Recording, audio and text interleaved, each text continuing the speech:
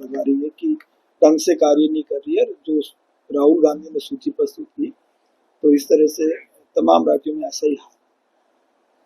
Congress party के पूर्वानुमान में हो गया है और उनको ये पक्का अनुमान हो गया है कि बिहार चुनाव में उनको राज नहीं बनने वाला है और भाजपा गठबंधन नीतीश जी के नेतृत्व में जो चुनाव लड़े जा रहे हैं उसमें पूर्ण बहुमत से भाजपा गठबंधन की सरकार बन रही है।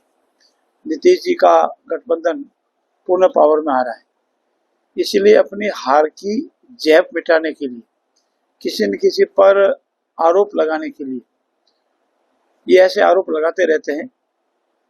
जिस प्रदेश में चुनाव वो जीत जाते हैं उसमें तो वो आरोप नहीं लगाते हैं, उस इलेक्ट्रॉनिक मशीन पर या चुनाव आयोग पर आरोप नहीं लगाते हैं। और जहाँ चुनाव जनता उनके साथ नहीं है, जनता जहाँ उनको बुरी तरह से हराती है, वहाँ वो या तो मशीन पर ठीकरा फोड़ेंगे या चुनाव आयोग पर धांधली का आरोप लगाएंगे। चुनाव आयोग एक संवैधानिक संस्था है और वो संविधान के तहत कार्य करती है।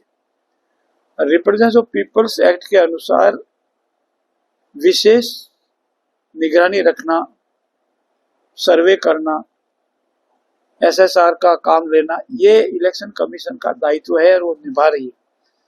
अगर आप 20 लाख मतदाताओं के नाम नहीं हटाओ, 22-23 लाख ऐसे व्यक्तियों के नाम जोड़ दो जिसका कोई अता पता ही नहीं है, तो निस्संदेह संदेह उत्पन्न करता है कि मतदाता लिस्ट में अनाधिकृत लोगों के नाम है। जो वास्तविक मतदाता है उसमें से किसी एक व्यक्ति ने नहीं कहा है कि मेरा नाम हटा दिया। लेकिन कांग्रेस पार्टी हो या वहां के स्थानीय दल हो, उनके पेट में मरोड़े इसीलिए मर रहे हैं कि उन्होंने जो फर्जीवाड़ा किया वो उजागर हो रहा है। और माननीय राहुल गांधी जी ने जिस तरह का वक्तव्य दिया वो पूर्ण रूप से उनकी अज्ञानता को प्रदर्शित करता है। अगर आपके पास वोटर लिस्ट कोई अधिकृत है तो आप शपथ पत्र दे दोगे, मेरे पास अधिकृत वोटर लिस्ट है, इसमें नाम है, तो उसकी जांच हो जाएगी। आपके पास जो मटेरियल है वो किसी को दो नहीं, और चुनाव आयोग अपनी तरफ से जो मटेरियल सुप्रीम कोर्ट में पेश करे अपने पास अधिकृत है उसको आप मानो नहीं, और अनाप शनाप अपने हार की जैब मिटाने के लिए आरोप लगाओ तो उसका कोई लेना देना नहीं है। क्योंकि माननीय अशोक गहलोत जी के तो एक परिवार की ही पूजा आज तक कर रहे, और उनके वक्तव्य को जस्टिफाई करने के लिए बिना किसी आधार के उन्होंने आरोप लगाए हैं जिसका वास्तविकता से कोई लेना देना नहीं है। भारतीय चुनाव आयोग पूर्ण रूप से पारदर्शिता से, निष्पक्षता से कार्य कर रहा है और उन्होंने ये विषय माननीय सर्वोच्च न्यायालय में अपना पक्ष रखा है। और जब माननीय सर्वोच्च न्यायालय में विषय विचाराधीन है तो ऐसी स्थिति में अगर उनके पास कोई सबूत है तो न्यायालय में पेश करें। और उनका ये मानना है कि महाराष्ट्र में इस तरह से कोई बोगस मतदाता है या मतदाता चोरी हुई है तो क्यों न वो पब्लिक में आकर के वो पेश करते हैं, क्यों न शपथ पत्र पेश करते हैं जिसकी जांच हो जाएगी, जानबूझ करके सुर्खियों में रहने के लिए। और मैंने पुनः दोहराना नहीं चाहता, वो हमारे जोधपुर के हैं, क्योंकि वो अपनी पार्टी में किनारे कर दिए गए हैं।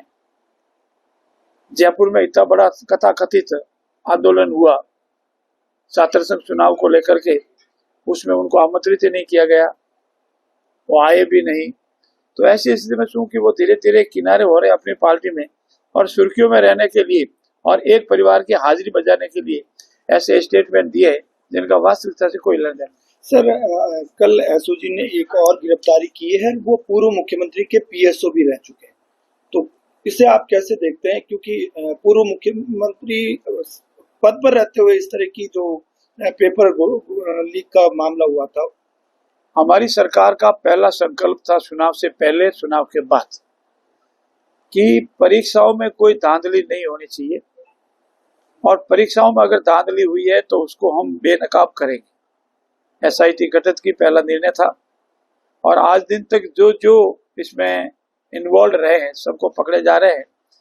आप कल्पना कीजिए, माननीय अशोक गहलोत जी के जो ओएसडी रहे हैं, जिन्होंने बार बार आपके समक्ष ये बयान दिए हैं कि माननीय अशोक गहलोत जी ने मुझे ये कहा था कि फोन टैपिंग करो। माननीय अशोक गहलोत जी ने इन प्रत्याशियों को, जो कांग्रेस के प्रत्याशी थे, उनको हराने की रणनीति रची थी। ऐसे गंभीर आरोप का जवाब माननीय अशोक गहलोत जी ने आज दिन तक नहीं दिया और उनके ही साथ काम किए हुए एक अधिकारी पेपर लीक के मामले में पकड़ा जावे, इससे अधिक शर्मनाक बात कुछ भी हो नहीं सकती है। मैं उनसे नम्रता से निवेदन कर रहा हूं कि अपना स्पष्टीकरण दें कि आपके साथ जो आपकी सिक्योरिटी में था, जिस पर जनता विश्वास करती है, वो तो चोरी के आरोप में पकड़ा गया है। ऐसी स्थिति में पता नहीं ऐसे कितने अशोक जी के इर्द गिर्द लोग हैं जो मिनी सीएम बनकर के फिर रहे थे, वो इस गिरफ्त में आएंगे। ये सभी कानून और जांच का विषय है और एसओजी निष्पक्षता से, पारदर्शिता से जांच कर रही है। जो भी दोषी होंगे वो पकड़े जाएंगे। Thank you.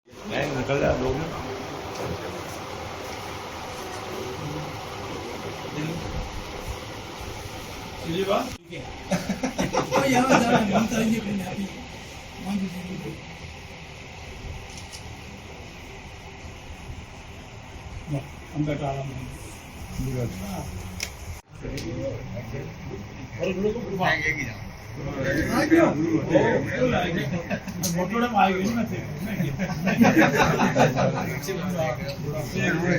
माणूस